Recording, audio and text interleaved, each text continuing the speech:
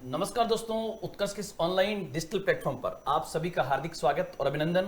फिर एक नए जोश, नई उत्साह, नई उमंग, नए क्लेवर और नए फ्लेवर के साथ हम आपके सामने हाजिर हैं। और आज हमारा ऑब्जेक्ट जो है वो ऑब्जेक्ट आपको दिखाई दे रहा होगा थंबनेल के ऊपर, जिसमें लिखा हुआ है कोशिश, किताब और कोचिंग। क्या भूमिका होती है एक विद्यार्थी का जो अपने सपने लिए होता है कि मुझे सिविल सर्वेंट बनना है, मुझे किसी सर्विस में जाना है, मुझे ये मंजिल को प्राप्त करना है।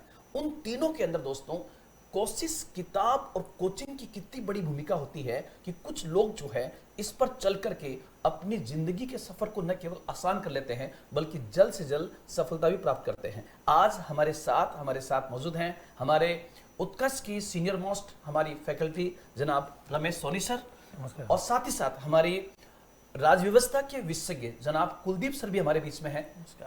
तो आप दोनों का सर बहुत बहुत स्वागत और अभिनंदन। आज हम सर मिल बैठ करके यहाँ पर चर्चा करेंगे और चर्चा का मुख्य उद्देश्य होगा कि किस प्रकार से कोशिश के माध्यम से, किस प्रकार किताब के माध्यम से और किस प्रकार कोचिंग के माध्यम से एक बच्चे की जीवन की दिशा को सकारात्मक किया जा सकता है। किसी ने सच कहा है कि तेरी कोशिश ही कामयाब होगी, तेरी कोशिश ही कामयाब होगी, फिर जिंदगी की राह आसान होगी। बंदे एक ऐसा जुनून खुद में रख, बंदे एक ऐसा जुनून खुद में रख, फिर तेरी मंजिल से मुलाकात होगी, फिर तेरी मंजिल से मुलाकात होगी।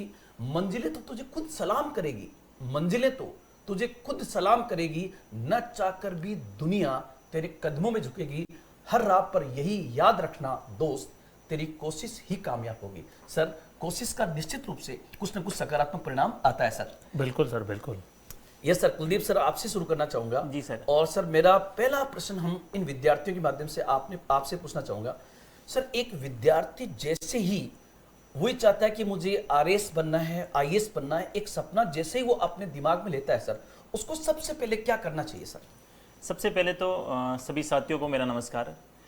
सर बिल्कुल सही कह रहे हैं कि 12th के बाद विद्यार्थी जो है वो कोचिंग के साथ साथ में कॉलेज लाइफ उनकी शुरू हो जाती है। लेकिन कॉलेज लाइफ के साथ अगर वो सिविल की तैयारी करना चाहता है तो सबसे पहली आवश्यकता उनकी ये है कि सबसे पहले तो उसे कहाँ पढ़ना है, कैसे पढ़ना है, किस प्रकार से पढ़ना है और कौन सी किताबें पढ़नी है, क्यों पढ़नी है और कितनी पढ़नी है। क्योंकि बिना मैनेजमेंट के न तो किसी एग्जाम को क्रैक किया जा सकता है और न ही किसी जीवन में दूसरी सफलता को प्राप्त किया जा सकता है। इससे पहली आवश्यकता ये वो है कि विद्यार्थी कॉलेज में एजुकेशन के साथ साथ एक बेहतर प्लानिंग बनाए। और प्लानिंग किन चीज़ों को लेकर बताएं कि मुझे कौन सी कोचिंग करनी है और कोचिंग में मुझे किन किताबों को लेकर पढ़ना है। क्योंकि ग्रेजुएशन विद्यार्थी का इजीली जो है हो जाता है और ग्रेजुएशन के साथ में अगर विद्यार्थी वो तैयारी करना शुरू कर देता है तो सर बहुत अच्छे समय में उनकी सफलता मिल जाती है। क्योंकि ज़्यादातर अपन देखते हैं अपने पास जो ऑफलाइन विद्यार्थी आते हैं वो विद्यार्थी तब आता है जब उनकी ग्रेजुएशन कंप्लीट हो गई होती है। उसके बाद वो फिर 3 साल उनको बाद में पश्चाताप होता है कि सर मैं अगर 3 साल पहले ये तैयारी शुरू करता तो मेरा एक फाउंडेशन अच्छा हो जाता और अब मुझे एग्जाम में, वैकेंसी में मुझे ज्यादा दिक्कतों का सामना नहीं करना पड़ता। तो सर मैं तो यही कहूंगा कि विद्यार्थी को जैसे ही कॉलेज में एडमिशन हो तो उसके बाद ही उन्हें जो है अच्छे कोचिंग के साथ अच्छी बुक्स जो है उसको लेकर, और ये दोनों संभव तब होते हैं जब अच्छा प्रॉपर गाइडेंस बच्चे को मिले। बिल्कुल सही कहा सर कुलदीप सर आपने। और मैं इसके साथ में एक चीज और जोड़ना चाहूंगा कि जो कॉलेज का एग्जाम होता है, जो 12th पास करने के बाद में जो कॉलेज की लाइफ है उसमें एक उसकी एकेडमिक लाइफ होती है और एक उसने जो सपना पाला है वो कंपटीशन एग्जाम का सपना पाला है। और एकेडमिक और कंपटीशन एग्जाम में एक मूलभूत अंतर होता है कि एकेडमिक में क्या पढ़ना इंपॉर्टेंट है, जबकि कंपटीशन एग्जाम के अंदर चाहे वो आरएएस हो चाहे आईएएस हो उसमें सबसे महत्वपूर्ण है क्या नहीं पढ़ना है। बिल्कुल, अगर वो क्या पढ़ना और क्या नहीं पढ़ने में डिफरेंस कर लेता है तो निश्चित रूप से सफलता उसको उसकी स्नातक परीक्षा के साथ साथ ही मिल जाएगी। सर मैं बताना चाहूंगा कि आज का विद्यार्थी जो लेटेस्ट 12th पास करके आ रहा है वो उस 20 साल पहले वाले विद्यार्थी से सर आगे है। पहले सर जो बच्चा बीए कर लेता था, उसके बाद बीएड कर लेता था या एमएससी कर लेता था, उसके बाद सोचता था कि मुझे सिविल में जाना है। लेकिन आज का बच्चा जो 12th एग्जाम को पास कर रहा है वो 12th एग्जाम को पास करने के तुरंत बाद ही जो है वो सोच लेता है कि मुझे सिविल की तैयारी करनी है, मुझे इस कोचिंग में जाना है। तो ये कोशिश और ये किताब और ये कोचिंग निश्चित रूप से उसे उसके सफर को आसान करती है। मैं पूछना चाहूंगा रमेश सोनी सर से कि रमेश सर आप बताइए सर कि इसमें कोशिश के बारे में मैंने आपको बताया, कुलदीप सर ने उसके स्नातक के बारे में बताया। सर आप बताइए सर कि यहाँ पर कोचिंग की क्या भूमिका होती है सर? कोचिंग की सर बहुत बड़ी भूमिका है। कोचिंग से आप बेसिकली जो आप टॉपिक्स वगैरह जो आप पढ़ते हैं एनसीईआरटी से, बेसिक पुस्तकों से जो आप जो टॉपिक पढ़ रहे हैं उसको एक अच्छे लेवल पर ले जाया जा सकता है, बहुत विस्तार से समझा जा सकता है। जैसे सर मैं आपको एक उदाहरण देता हूँ, बच्चे काफ़ी ज्योग्राफी पढ़ते हैं, बेसिक चीज़ें पढ़ते हैं, भारत का विस्तार इतना है, लंबाई है, चौड़ाई है, इतनी है। मैं एक सिंपल सा क्वेश्चन रखता हूँ, अगर सिंपल सा ये पूछा जाए कि भारत के उस पड़ोसी देश का नाम बताइए जिसके साथ में भारत के 6 राज्य या केंद्र शासित प्रदेश जुड़े हैं, तो मैं अक्सर क्लासों में सर ये प्रश्न पूछा करता हूँ। बच्चे अक्सर बहुत सोचने लग जाते हैं, देखने लग जाते हैं, सर कोचिंग की सिंपल से इंपॉर्टेंस है, हमें कैसे पढ़ना चाहिए, किस तरीके से पढ़ना चाहिए। मैं आपको इसका आंसर दूं, ऐसा कोई पड़ोसी देश नहीं है। क्यों नहीं है? क्योंकि हम उस एंगल से कोचिंग में बच्चों को पढ़ाते हैं, देखिए ये पड़ोसी देश है, ये सीमा है, ये बाउंड्री है, इस तरीके से पढ़ना है, उस एंगल से पढ़ना है। तो कोशिश तो बच्चा निरंतर करता रहता है घर पर भी, लेकिन कोचिंग जो उसको आयाम देता है, वो जो वैज्ञानिक सोच देता है, वहाँ प्रतिस्पर्धा जो देखी जाती है, कई सारे कोचिंग में जो टेस्ट होते हैं, वैज्ञानिक तरीके से टेस्ट लिए जाते हैं, उन टेस्टों को आपस में एक दूसरे से बच्चों के साथ चर्चा करना, प्रतिस्पर्धा होना, और उस प्रतिस्पर्धा में एक पॉजिटिव सोच रख के आगे लगातार बढ़ते रहता है, तो जरूर उससे कुछ ना कुछ जीवन में सफलता अवश्य प्राप्त होती है। तो मेरा ये मानना है कोचिंग एक बहुत बड़ी भूमिका निभाता है। आप जो भी एनसीईआरटी, आपने जैसा सर का किताबें भी एक बहुत बहुत अच्छा स्रोत होती है, एक अच्छा मित्र है एक तरीके से कहें।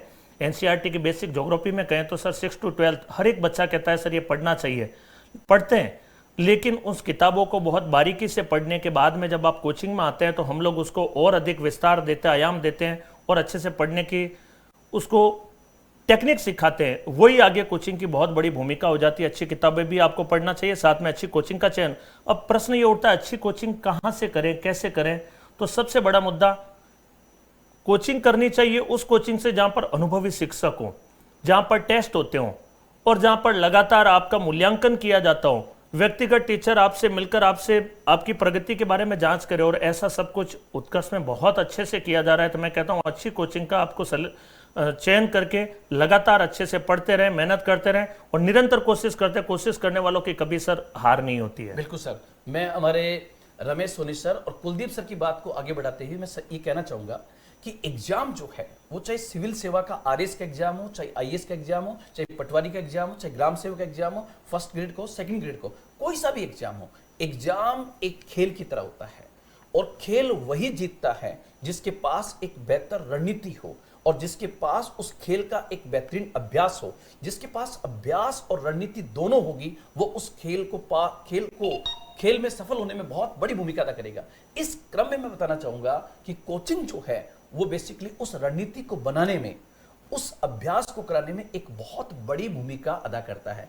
इस क्रम में सर आप मुझे बताइए कुलदीप सर कि उत्कर्ष के वो कौन से बिंदु है जो कोचिंग के रूप के अंदर एक बच्चे के भविष्य को, और स्पेशली वो बच्चे जो भी 12th पास करके आ रहे हैं, उनके भविष्य निर्माण में एक बड़ी भूमिका उत्कर्ष अदा कर सकता है? बिल्कुल सर, सबसे पहले विद्यार्थी जैसे ही संस्थान में एडमिशन लेते हैं उससे पहले एक काम करते हैं कि सबसे पहले बच्चे को सिलेबस दिया जाता है, ताकि बच्चा प्रॉपर ये समझे, ये पढ़े कि मुझे क्या पढ़ना है और क्या छोड़ना है। जैसे मैं भारतीय संविधान एवं राज्य व्यवस्था की बात करूं तो उनके मन में है कि सारे 395 अनुच्छेद मुझे पढ़ने हैं, 395, लेकिन जैसे उनके पास में सिलेबस होगा तो उनको पता रहेगा कि भारतीय संविधान का भाग 2 नागरिकता जो है वो हमारे सिलेबस में नहीं है। तो सबसे पहले उन्हें सिलेबस के साथ ही सर हम उन्हें उपलब्ध करवाते हैं पुराने जो पेपर है प्री और मेंस के, ताकि बच्चे को आइडिया लगे कि इस टाइप के एग्जाम में प्रश्न पूछे जाते हैं और इस प्रकार के प्रश्नों को करने से मेरी जो है समझ अच्छी होगी। फिर सर अब फाउंडेशन बैच में ये होता है कि बच्चे को बहुत नींव से, बहुत शुरू से, बेसिक से जो है वो पढ़ाना शुरू किया जाता है। तो 3-4 दिन तक हम केवल शब्दावली पर बात करते हैं, ताकि बच्चा ये समझे कार्यपालिका क्या है, बच्चा ये समझे व्यवस्थापिका क्या है, बच्चा ये समझे कोरम क्या है, बच्चा ये समझे संवैधानिकता क्या है। मतलब एक एक शब्द को लेकर बच्चे की सोच जब अच्छी हो जाएगी, डेवलप हो जाएगी, तब उसको सब्जेक्ट पढ़ने में मजा आएगा। ज्यादातर क्या होता है सर, बच्चा सीधा ही पढ़ना शुरू कर देता है, और सीधा पढ़ना जब शुरू करेगा तो उनके जब तक शब्दावली स्ट्रॉन्ग नहीं होगी तो तब तक उनकी सब्जेक्ट पर कमांड नहीं होगी, क्योंकि उसे मेंस लिखना है और मेंस में शब्दों का चयन बहुत महत्वपूर्ण काम करता है। तो सबसे पहले सर हम उनका बेसिक तैयार करते हैं। 1-1.5 महीने के बाद बच्चे का जब बेसिक बहुत बेहतर ढंग से तैयार हो जाता है, फिर जो मेंस के सब्जेक्ट हैं, इनके अलावा जो फाउंडेशन में बाकी के जो सब्जेक्ट हैं उसको लेकर एक एक करके अच्छा जो है उनका माहौल सेट हो जाता है। बिल्कुल सर, मैं आपकी बात से बिल्कुल सहमत हूं। हमारा जो आज का थीम है वो थीम जो हमारा है वो है कोशिश। सबसे पहले हमें कोशिश की, मेरी मंजिल क्या है उस पर पहुंचने की कोशिश। फिर उसके बाद किताब कि हमें एनसीईआरटी के माध्यम से एक सामान्य शुरुआत हमें करनी चाहिए। एनसीईआरटी क्यों? क्योंकि हमारा पेपर जो है, आज आप कोई सा पेपर लीजिए उसका नाम सामान्य ज्ञान और सामान्य विज्ञान है, और सामान्य ज्ञान और सामान्य विज्ञान की शुरुआत हम एनसीईआरटी से कर सकते हैं। और तीसरा बिंदु जो आया कोचिंग का, और आप लोग ध्यान रखना, कोचिंगों में हजारों विद्यार्थी पढ़ते हैं और हजारों कोचिंगें हैं। उन हजारों विद्यार्थियों में से, हजारों कोचिंगों में से किस प्रकार से हम सिलेक्शन करें ताकि हम अपनी मंजिल पर एक समय सीमा के अंदर पहुंच सके। इस क्रम में कुलदीप सर ने जो बात कही, मैं उसी बात को आगे बढ़ाना चाहूंगा कि कोचिंग की जो सबसे बड़ी भूमिका है वो सबसे बड़ी भूमिका है एक बच्चे को सही गाइडलाइन देने की। वो सही गाइडलाइन जो सर ने कहा वो क्या है? सबसे पहले हमें क्या पढ़ना है और क्या नहीं पढ़ना है, इसको डिफरेंशिएट करने के लिए कोचिंग द्वारा और स्पेशली उत्कर्ष के द्वारा पहली क्लास के अंदर उसका सिलेबस जो है वो डिफाइन किया जाता है कि आरएस का आपका एग्जैक्टली सिलेबस आपका ये है, नंबर 1। नंबर 2, उसके बाद प्रीवियस ईयर्स क्वेश्चंस का एनालिसिस किया जाता है और सोल्व किया जाता है कि कहां से क्वेश्चन किस डेप्थ में बनेगा।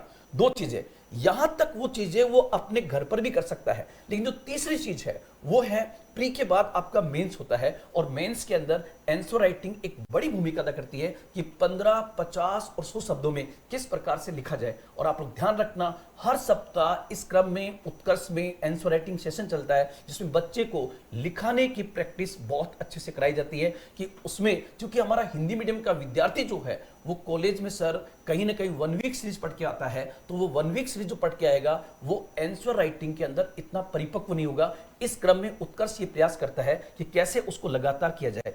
एक विद्यार्थी जब लगातार पढ़ता है तो उसके पढ़ने के दौरान कहीं ना कहीं उसका धैर्य टूटने लगता है। हमने इसके लिए व्यवस्था की है कि प्रत्येक बैच के अंदर हमने एक फैकल्टी को उसका चाणक्य नियुक्त कर दिया है, ताकि जब तक उसका सिलेबस ना हो जाए वो फैकल्टी जो है लगातार एक चाणक्य के रूप में, एक बड़े भाई के रूप में एक भूमिका बनाता है कि हमारा विद्यार्थी में ऊर्जावान रहे, उमंग रहे, वो लगातार उसके साथ में बना रहे।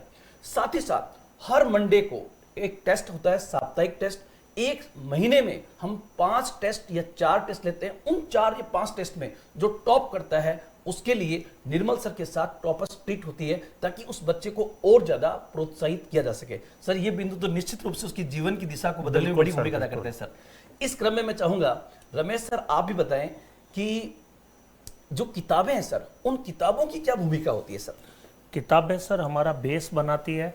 किताबों की सबसे बड़ी भूमिका ये है सर कि जो 6ठी क्लास, 7वीं क्लास, 8वीं क्लास की किताबें जो अभी तक हमने इतनी सीरियसली नहीं पढ़ी है उनको बहुत अच्छे से पढ़ें। ज्योग्राफी की सर मैं स्पेशली बात करूं तो ज्योग्राफी की 6, 7 और 8 की बुक के अंतर्गत महाद्वीप और महासागर दे रखे हैं। बिल्कुल सिंपल तरीके से कितने महाद्वीप है, कितने महासागर है, कौन सी पर्वत चोटी किधर है, उनको बहुत अच्छे बेसिक से बच्चे पढ़कर आएँ और उन्हें अच्छे से पढ़ें। तो किताबें एक बहुत महत्वपूर्ण भूमिका निभाती है। और उसके बाद में बच्चा 6, 7, 8 का पढ़ने के बाद 9, 10, 11, 12 लगातार अच्छी किताबें पढ़ता है, और उसके बाद में स्तरीय बुक अगर पढ़ता है तो उसे बहुत अच्छे समझ में आ पाती है। जैसे ज्योग्राफी में कहते हैं सर सविंदर सिंह खुल्लर की किताब डायरेक्ट आप पढ़े तो बिल्कुल आपको समझ में नहीं आ पाएगी।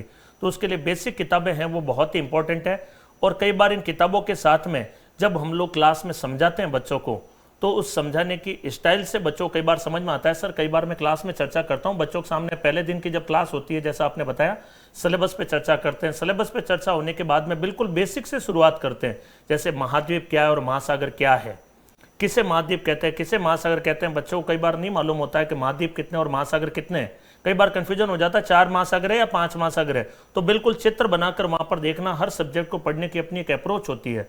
तो उस अप्रोच के साथ में बच्चे को क्लास में सर उत्कर्ष में पढ़ाया जाता है कि उस अप्रोच, पॉलिटी में अप्रोच अलग है, ज्योग्राफी में अप्रोच अलग है, हिस्ट्री में अप्रोच अलग है। सबकी अप्रोच को ध्यान में रखते हुए बच्चों को पढ़ना, और एक स्वस्थ माहौल में कंपटीशन, जैसा सर ने बताया मंडे को टेस्ट है, तो टेस्ट बच्चा प्री का भी होता है और मेंस का भी है। और प्री और मेंस दोनों तरह के टेस्ट में 15 शब्द, 50 शब्द और 100 शब्द जैसा एग्जाम की डिमांड है उसके अनुसार लिखना सिखाया जाता है। सब तो हमारे पास में सर बहुत सारे होते हैं, लेकिन उनको 15 शब्दों में कैसे लिखें, 50 शब्दों में कैसे लिखें, कहां पर कॉमा का प्रयोग करें, कहां पर 2 सेंटेंसों को कनेक्ट करते हुए लिखें, तो वो एक लिखने की कला बारंबार अभ्यास करने से और अच्छे गुरुजनों सीखने से। जैसे मैं आपको बताऊं, माउंट एवरेस्ट भी अगर ऊंचाई पर चढ़ना होता है तो बड़े बड़े पर्वतारोही भी कोच की मदद लेने के बावजूद ही पर्वत को चढ़ते हैं। अकेले अपने दम पे जाने का कई बार प्रयास करते हैं तो कई बार असफल हो जाते हैं। तो हमें ये कभी नहीं सोचना चाहिए कोचिंग के बिना ही मैं पास कर लूंगा। कर सकते हैं आप, लेकिन कोचिंग की एक बहुत बड़ी भूमिका होती है कि कोच अगर आपको 1 से 7 एक और जुड़ जाएगा तो 11 बन जाएगा, बल्कि 0 जुड़ जाएगा तो 1 के बाद 0 जुड़ने पर 100 बन जाता है। बहुत बहुत कुछ आपकी मदद हो जाएगी कोचिंग की वजह से। तो कोचिंग में निश्चित तौर पे कहता हूं बच्चों को करनी चाहिए। मैंने स्वयं ने सर दिल्ली में जाकर कोचिंग की है, आईएएस की तैयारी की है और आईएएस इंटरव्यू तक पहुंचा हूं। उसमें कोचिंग की एक बहुत बड़ी भूमिका है। कई बार बच्चा ये सोचता है नहीं कोचिंग के बिना करूंगा, कर सकते हैं, लेकिन उसमें समय लगेगा, एफर्ट बहुत ज्यादा लगेगा। क्यों ना उस एफर्ट को कम करके आप अच्छी साइंटिफिक तरीके से तैयारी कर पाएंगे एक अच्छी कोचिंग में। सर कोचिंग की भूमिका है कि पहले जो सिलेक्शन थे वो कहीं ना कहीं पटना, दिल्ली, इलाहाबाद, लखनऊ यहाँ से होते थे।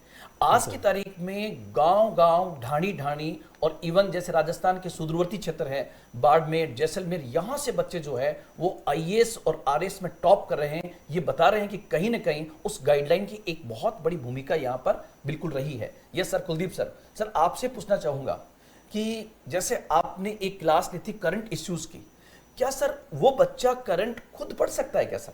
बिल्कुल सर, बच्चा पढ़ तो खुद सकता है, लेकिन बच्चे को करंट को लिए पहले उसे, जैसे अभी लद्दाख का मामला चल रहा है, जैसे लद्दाख को लेकर आपने सुना होगा कि सोनम वांगचुक जी जो है लंबे समय से वहां पर आंदोलन कर रहे हैं और भारतीय संविधान की 6ठी अनुसूची में लद्दाख को शामिल करने की बात कर रहे हैं। लेकिन जब तक बच्चे को पता ही नहीं होगी 6ठी अनुसूची है क्या, तो सबसे पहले बच्चे को करंट तब होगा जब उनका बेसिक अच्छा हो। 6th शेड्यूल जो क्या है, इसमें जोड़ने से क्या फायदा होगा। करंट केवल एक घटना नहीं है उनके, क्योंकि सिविल में प्रश्न करंट को जोड़कर आसपास के जो भी एरिया उसको रहते हैं उस सबको कनेक्ट करके फिर प्री और मेंस में प्रश्न होते हैं। तो 6ठी अनुसूची से संबंधित है। इनके अलावा वहां पर पीसीएस के गठन करने की मांग की जा रही है। वहां पर मतलब कुल मिला के लद्दाख जो अलग से यूटी तो बन गया, लेकिन यूटी और राज्य में ही ज्यादातर विद्यार्थी को पता नहीं कर पाते। तो ऐसी स्थिति में पहले बेसिक से कि लद्दाख अलग होने से क्या बेनिफिट है, लद्दाख के अलग होने के बावजूद भी वहां पर आंदोलन क्या है, 370 के हटने के बाद वहां पर अभी तक आंदोलन क्यों चल रहे हैं, 6ठी अनुसूची की आवश्यकता क्या है, 5वीं अनुसूची 6ठी अनुसूची से अलग क्यों है। तो ये सारी की सारी पृष्ठभूमि तैयार करके फिर बच्चे को करंट के बारे में बताया जाता है, तो उसकी समझ बहुत बेहतर होगी। क्योंकि प्री पास करने से कुछ नहीं होगा, बच्चे को मेंस में लिखना होता है और आंसर राइटिंग के लिए बच्चे का बेसिक शुरू से अच्छा हो तब सर बेहतर हो पाता है। बिल्कुल सर, आपने सही कहा। जैसे मैं एक एग्जाम्पल देना चाहूंगा कि हमारे सिलेबस में लिखा हुआ है विश्व के संघर्ष क्षेत्र, struggle areas of the world. जैसे वो टॉपिक जो है वो बेसिकली ज्योग्राफी में दिया हुआ है, उसका संबंध जो है वो इंटरनेशनल रिलेशंस के साथ में है।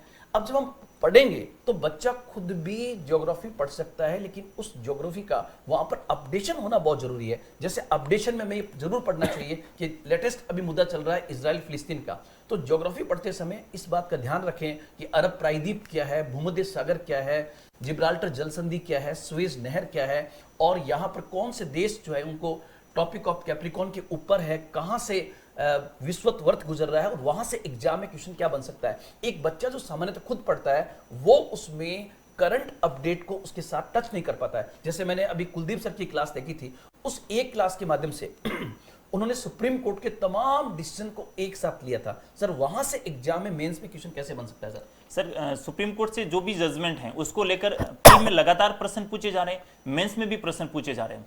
जैसे कॉलेजियम जो बना था उस कॉलेजियम को समाप्त करके संविधान में एक अमेंडमेंट हुआ और अमेंडमेंट के बाद सुप्रीम कोर्ट ने एक जजमेंट में उस अमेंडमेंट को ही रद्द कर दिया और वापस से कॉलेजियम की शुरुआत की। तो प्रश्न ये बन सकता है कि कॉलेजियम व्यवस्था किस प्रकार की है और राष्ट्रीय न्यायिक नियुक्ति आयोग जो बना है उसमें सुप्रीम कोर्ट ने किस आधार पर जो है उसे निरस्त करके वापस से कॉलेजियम जो है उसकी शुरुआत की। अपन क्या करंट को पढ़ते तो हैं लेकिन केवल एक फैक्ट पढ़ के उसको पूरा कर लेते हैं। आजकल आंसर राइटिंग के साथ में मेंस भी लिखना होता है कि उसकी पृष्ठभूमि क्या है।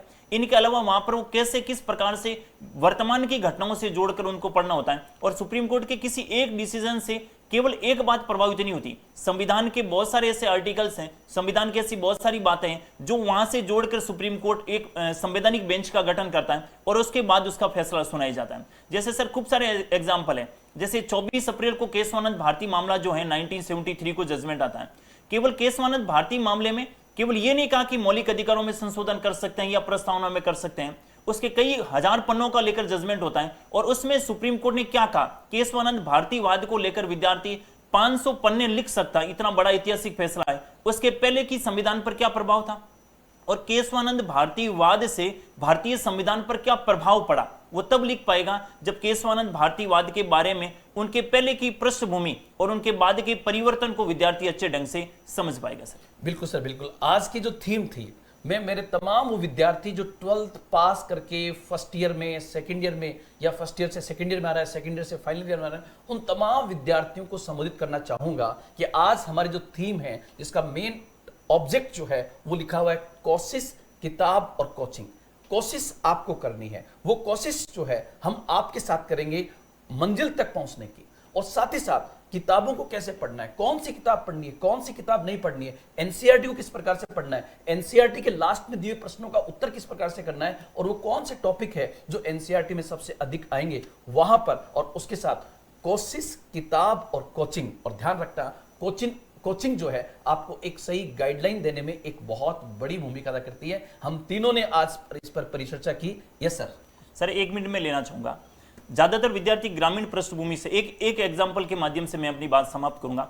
अपन देखते हैं घरों के आगे जो नीम का पेड़ होता है, उस नीम पर प्रतिवर्ष हजारों नीम का जो फल है, निमोली जिसे बोलते हैं, वो लगती है। उनमें से सारी निमोली समय के साथ नीचे झड़ जाती है। उसमें से कुछ निमोली जो है वो पेड़ का आकार लेती है और कुछ निमोली वापस उसको उगनी। वो मूल कारण क्या है? क्योंकि कुछ निमोली जो सही जगह पर लगी और उनको अच्छा इन्वायरमेंट मिल गया, पानी अच्छा मिल गया, तो धीरे धीरे वो एक वृक्ष का रूप ले गया। ऐसे ठीक होता है कि बच्चा 12th करने के बाद सब ग्रेजुएशन में एडमिशन लेता है, लेकिन कुछ ही विद्यार्थी सिविल में जा पाते हैं क्योंकि उनको प्रॉपर गाइडेंस मिलता है, प्रॉपर अच्छी कोचिंग मिलती है, अच्छी बुक्स मिलती हैं। तो ये सारा संभव सर कोचिंग और किताब और आज की जो आपकी थीम है उसको लेकर मैं कहना चाहूंगा सर। ये सर रमेश सोनी सर, आप भी अंतिम शब्दों के माध्यम से इसको आप बताइए सर। सर कुलदीप सर ने और आपने बहुत बढ़िया कहा कि आज कोई भी सब्जेक्ट है वो करंट से अछूता नहीं रहा है, और करंट से साथ में जब आप सब्जेक्ट को पढ़ेंगे तो आप सब्जेक्ट पर मजबूती आएगी, मेंस में लिखने में बड़ा अच्छा रहेगा। जैसे इस साल सर, पिछले साल सॉरी, चर्चा हुई थी, आपने सुना होगा सिलक्यारा सुरंग के बारे में। अब सिलक्यारा सुरंग कहाँ पर है, क्या है, ये बच्चों को कई बार आइडिया नहीं लग पाता। भारतमाला प्रोजेक्ट का एक पार्ट है, तो पहले इसको पढ़ने के साथ साथ भारतमाला प्रोजेक्ट भी आपको पढ़ना चाहिए। तुर्की देश में भूकंप आया तो किन कारणों से आया, प्लेट टेक्टोनिक्स आपको पढ़ना चाहिए। प्लेट टेक्टोनिक्स पढ़ के तुर्की के भूकंप के बारे में देखेंगे, नेपाल के भूकंप के बारे में देखेंगे, पिछले जो कई सारे भूकंप आए उनको टॉपिक से जोड़कर जब आप पढ़ेंगे तो अच्छे से आंसर राइटिंग कर पाएंगे। तो वो सब बातें आपको करंट से साथ में डिटेल से कॉन्सेप्ट पढ़ने के बाद में जब आप आंसर लिखेंगे तो उसमें बहुत आपकी मौलिकता नजर आएगी, आंसर आपका अच्छा जाएगा निश्चित तौर पर सर। बिल्कुल सर, इन तीनों को मैं एक साथ जोड़ देता हूं, कोशिश, किताब और कोचिंग, ये तीनों जुड़ेंगे तो आपका वक्त बदलेगा। और कहते हैं कि वक्त से लड़कर जो नसीब बदल दे, वक्त से लड़कर जो नसीब बदल दे, इंसान वही जो अपनी तकदीर बदल दे। कल क्या होगा, मतलब फर्स्ट ईयर के बाद में क्या होगा, सेकंड ईयर के बाद में क्या होगा, पीएचडी के बाद में क्या होगा, कल क्या होगा कभी मत सोचो, क्या पता कल वक्त खुद अपनी तस्वीर को बदल दे। इन्हीं शब्दों के साथ मैं आपसे विदा लेता हूं। जय हिंद, जय भारत। नमस्कार।